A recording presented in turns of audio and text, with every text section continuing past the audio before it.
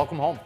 We're going to talk about making my favorite steaks right at home today. So we don't have access to a grill, so we're going to do it on the stove top. We're going to let it go for a couple minutes on the stove. We're going to flip them, and then we're going to toss them in the oven.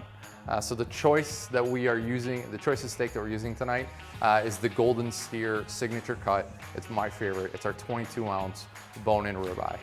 I have had it sitting out for about 35 to 40 minutes, so it's coming to room temperature. Super important when you're making a steak. You never want to put a cold steak on a hot surface. You want to let it come to room temperature so that when it cooks as evenly as possible. So that when the middle is medium rare, the outsides of it haven't cooked too much and aren't going to be well done. We're going to keep it very simple. We're going to do some salt, a little bit of butter, a little bit of herbs, and some garlic in the pan after we finish up to do a little bit of basting. But before we do any of that, the best part about cooking at home is to enjoy a nice martini because you don't have to drive. I got my pan on the stove. We're gonna let it get white hot. Gonna hit the steaks with a bunch of salt. Be as liberal as you want.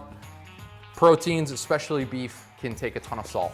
I'm using a cast iron skillet, but at home, I would highly recommend investing in one. They're super cheap, they're very durable. It will last you not just years, but decades. You wanna put a little bit of fat in there. I'm using olive oil. You can use some butter, some canola oil. And once you're gonna see a little bit of smoke, that's when you'll know it's ready. You're gonna put the steaks in. You wanna put them away from you. So if there's any oil splattering, it's gonna splatter away from you and not on you. We just flipped our steaks. You can see the great caramelization and crust that we have on them. Now they're ready to go in the oven. So like I said, the oven's at about 425. You can throw the whole pan right in.